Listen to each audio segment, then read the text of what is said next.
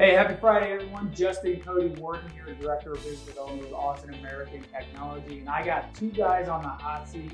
Let me send you over to them so I can introduce Mr. Todd Roundtree, the President of Austin American Technology, and our longtime founder, Mr. Steve Stash. How you guys doing today? Doing great. Good. Wonderful. So, you guys probably don't know why I have you here yet. Todd, I put you on the hot seat a few weeks ago, kind of hit you with some curveballs, but I'm going to let you kind of spearhead this one because we've been coming up with, or at least receiving, a few questions as of late pertaining, again, to the Aqua Rose that you're sitting right next to. So, I know Steve has no idea why he's here, but Todd, why don't you kind of introduce this video? No, definitely. So really what I wanted to do, Justin, was that I know that you're still kind of in the learning stages. I'm always learning every day. And we do encounter this quite a bit. A lot of questions about what exactly is a ROSE test and why is it we can do it in our batch cleaner. So I thought, what better way to actually explain all this than bring in our founder, of course, as well as, and this is really, probably not stated enough, but, Steve Stash is a chemical engineer. He's a chemist by schooling, and then he also worked several years as a process engineer. So I think you can really provide a lot of insight to all of our listeners, viewers, what have you, on exactly what is a ROSE test. Well, a ROSE test, to a chemist is resistance of solvent extract. And we use that in chemistry to determine concentrations of ionic species in solution. In the early days of the electronics industry, they had a need for that because the ionic materials on a board would cause failure in the field. It was proven. So they looked for a simple test that would allow us to measure the ionic content of a board. And the way we did that was we took a solvent and we sprayed it across the board and we collected it and measured that resistivity. And by the correlation of how much sodium chloride it would take to get that same resistivity, we could determine what the sodium chloride equivalent was on that board. So that was a test that was developed in the 60s, the 1960s. Wow. And, yeah, a long time ago. Yeah, and it was used for many, many years, but it was just one of many tests that chemists used to determine concentrations. And any solvent can be used. Alcohol was in particular chosen for this particular ROSE test because the flux at the time was an alcohol-based rosin flux. And so therefore they chose alcohol and water because you had to have a little water in there because water is the best polar solvent that there is. So it's going to get the polar things off really good. But if it didn't get the rosin off, it wouldn't necessarily measure all the polar things. So we put the alcohol in there, and this was in the 60s. And that became the standard test until probably about the turn of the century, 2000, and IPC then picked it up and put it into the standards. And it was a different test. They had a couple tests, but it was essentially the same test. So a ROSE test is just measuring the conductivity drop or increase or resistance drop due to the ions coming off in the solution. Okay. So you brought up a really interesting point there that I really want to kind of hit on, maybe for Justin's benefit, so when we look at the ROSE test definition is resistivity, that's our R, of is our O, solvent is the key point there, is for our Do you want me to edit all this on the bottom of the screen for you, or can I just let you roll with it? I think you just let me roll with it. Should be fine. Right. But anyhow, and then E, of course, is our extract. So what I kind of want to, try to explain a little bit in layman's terms is that the solvent portion of that. So solvent is, if I remember anything from my chemistry days, which were a long time ago, maybe not quite as long as yours, but a long time ago. Hey there, what's that? But it was, like dissolves like. So therefore, when we look for a solvent, we look for something that is basically will easily dissolve what we're trying to measure. So I know I've heard you tell me this several times before that we can do a ROSE test with almost any solvent. We can do it with diesel fuel, sure. Gasoline.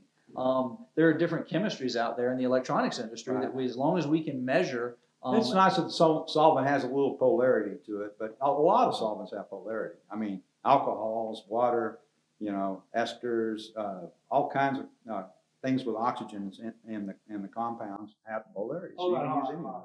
So I have to interrupt you. Sorry, I'm catching on. I got a little bit of a chemistry background myself. I don't brag about it, but it's there. It's on my resume. All right. Or at least I put it on there so Todd would call me and give me the job. But so I understand with the ROSE test, in layman's terms, you can really run a ROSE test with almost any solvent. Right. Okay.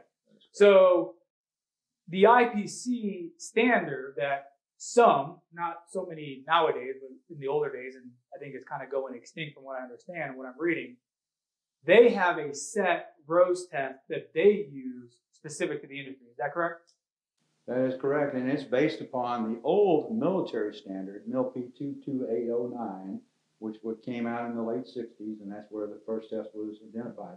The mil specs went away in the 90s because we didn't want the military telling us how to build our stuff anymore. They just tell us what it had to meet. So then it became the industry's responsibility to take that test and turn it into a standard test, now called the IPC Standard ROSE Test. But it's based upon the military standard that came out many years prior to that. So when I'm talking to people, and Todd, you have more experience than I do in this, and we're talking about the ROSE test, and they ask about the IPC standard, they're talking about one specific ROSE test, not necessarily what ROSE testing is. That's right. That's correct. Not in the purest sense of its definition. What they're referring to is their ROSE test. So, and once again, their ROSE test is what the electronics industry has followed and has basically used their guidelines for all of these years. And it's great. But the other thing to kind of point out is that the IPC has recently started reevaluating how we use the ROSE test. That's right. So biggest portion that has changed here recently on the way they use it is that you can no longer use an IPC sanctioned ROSE test as a product validation, so a process validation.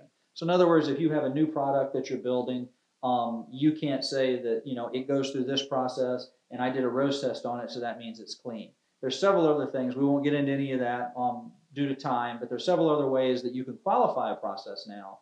But the biggest thing to point out is the only way to, once you've established your process, the only way to monitor that process in a real-time, efficient, and cost-efficient way is with a ROSE test.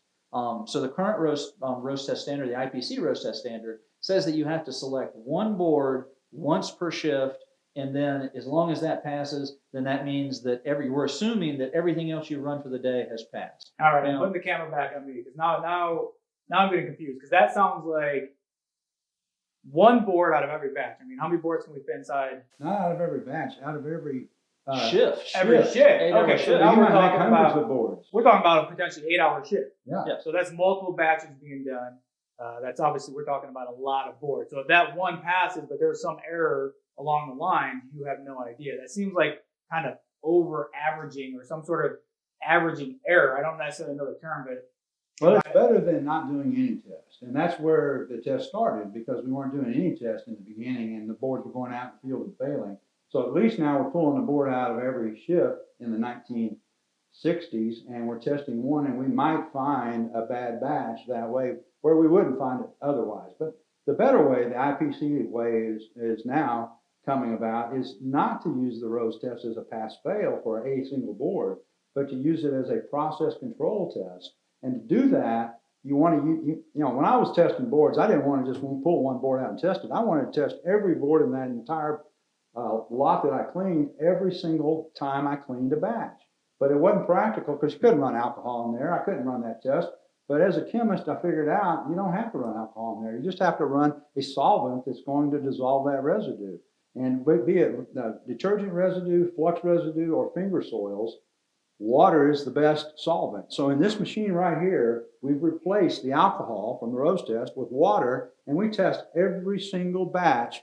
After we rinse it and verify the rinse is proper and wash it properly, we run a ROSE test following that, and we can give you a value that tells you if your board is on average passing a standard or failing a standard, or more importantly, whether the average is trending up, more dirty, or the average is trending down, more clean. So we want to go towards more clean. So that is really process control versus the pass-fail that we've used for the last 30 years for this test. That's obsolete now. The best way to go now is build it into the machine, use it with the solvent that you're rinsing with, and do your ROSE test in the machine on every single batch. That's the way of the future. And unless you're bound by a contractual requirement that requires you to pull a single board out and test it, there's really no reason for that. Test every batch. if that is the case, well, we'll make sure that when you get your Aqua Rose, that we send a nice little ionograph with it. So now let's come back to the Aqua Rose. Let's focus specifically on the machine you're sitting in front of, because my understanding is most batch cleaners out there have some sort of checks and balance system built in. So what exactly is the Rose or the Aqua Rose doing different to make sure that we are advancing in technology? Actually, a very good question. So every single batch cleaner on the market, or really cleaner on the market for that matter, rinses to a set resistivity. So you program what resistivity or conductivity you want in the software, and it'll continually do rinses until it reaches that set resistivity. That's normally a very good method. Now, one thing the ROSE test does, or our Aqua Rose cleaner does differently, is we go one step further. Once we've actually reached that set resistivity, no matter where it falls below our set point, we begin at that point to perform a ROSE test. So we continually circulate the water that we already know is clean on those boards, and we know what resistivity or conductivity we're at when we start that test. And basically, we measure the change in conductivity over a programmed amount of time, usually 2 minutes, and then basically that gives us a change in value or change in conductivity, which lets us know how many ions we pulled off that batch of boards during that 2-minute cycle. And then we go ahead and through an algorithm, we do the math, and we come up with a value that gives you a ROSE value for the entire batch. Now, where that really matters is when you're looking at a standard batch cleaner that would do just a rinse to resistivity. We always, all of us, we bring in the exact same amount of water into the process. Now, if we have one all board, of us meaning all batch cleaners. all batch cleaners, Gotcha. We bring in a set amount every single time. So if you only have one board in there and you do a rinse to resistivity on that, there may not be enough contamination on that board to actually contaminate that big volume of rinse water that you have. So you'll get a passing score, but the actual, the real issue is that the board still may be dirty. Yep. It may not be rinsed very well. So therefore, when you do the ROSE test on it, you continually circulate that water, you see the rise in conductance, and then it algorithm basically to that particular board size. So now all of a sudden you have a value specific to that board. And Todd, the nice thing about that is that I don't have to have an operator remember to pull a board out and run a test. I get that result every single time automatically once I program that test in the machine. And I get that data, on a USB or whatever where I can capture it and keep it for my historical records forever on every single batch. All right, so I'm going to bring it back to me again because, again, I want to make sure that everyone that's watching this is understanding it just as I am. I think you guys are doing a tremendous job explaining it, but to put it simply, we put or built an ionograph into our batch cleaner.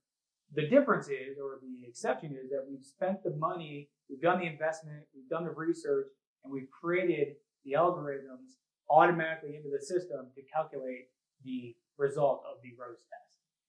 That's correct. The biggest difference between our ROSE test in our machine and everybody else's is the S from ROSE test. Right. Our solvent is not what the IPC tells us we're supposed to use. It's what our chemist tells us that we can use. Right. And I'll bet you, I don't know this for a fact, but I'll just bet you the first time they did a ROSE test where they were trying to determine if they used water. And they found out that, they couldn't dissolve the rosin in pure water. So somebody says, let's put some alcohol in there. But if it was a chemist, he would have said use water because why? Because water is the best solvent for pulling ions off of things like circuit boards. And you only put alcohol in there. Hold on. All right, I'm not going to disagree with you, but I got another question. Okay, good. So you're talking about water. Now, what if we're talking about a no clean flux? That's a good question. If you put a no clean flux in here and you clean it in just water, the no clean flux is designed to be impervious to water, to lock those flux activators into that matrix and not allow them out into a moist environment like,